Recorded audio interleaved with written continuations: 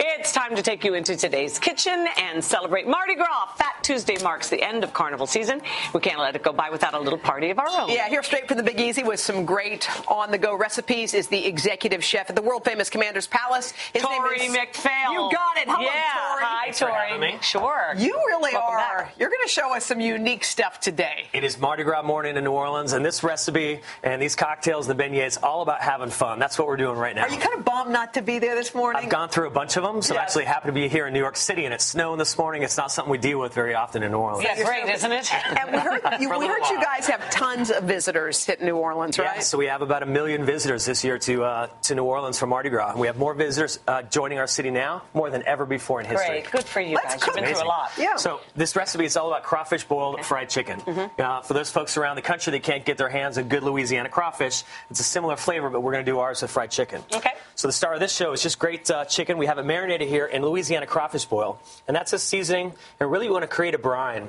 So we're going to mix this up, add your chicken in, add the vegetables in the day before, do all the hard work to make Mardi Gras morning that easy. Okay. Right? So these are rolling. It's been, what's it called? It's been marinated for laminated. Kathy Lee. And then we'll take these. We're just going to mix it up over here. And you want to try to let these sit for about an hour. Okay. And what happens is all that flour really starts to break down and stick on the surface of the chicken. Afterwards, you're going to bread it a second time. And it really makes a nice crispy crust. If you're going to have it, go for it. Oh, that's it. baby.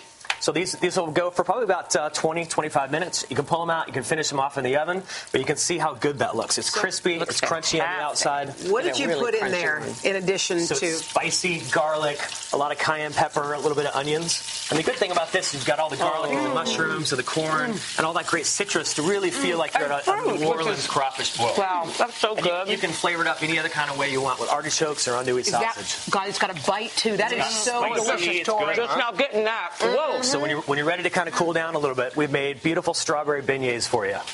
So this is a really easy recipe that y'all can definitely do at home.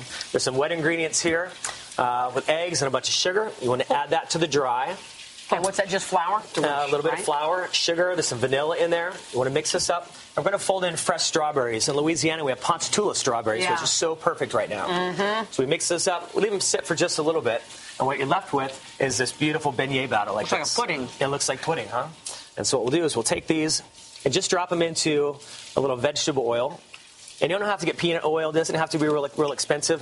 And by the end, you're probably going to want to pitch this anyway so your house doesn't smell like a fryer for weeks after. Right.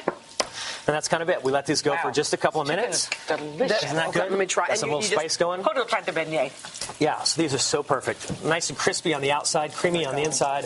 And it's a bit like almost individual king cakes. Can I tell you something? It's hard to get a beignet as good as like a Café du Monde one. My goodness. Because every time you try, these are so delicious. She's an expert in them. Yeah, you don't have to have a big old piece of king cake. Just a little bite, right? Kind of sends you on your way for a good Mardi Gras experience. That's the one. And what about that drink you have sitting there? What is that? So this is a Sobu tequila old fashioned, right? So just a little bit of bitters in there, fresh lime, some agave syrup. You mix the whole thing together. The baby is good. Yeah.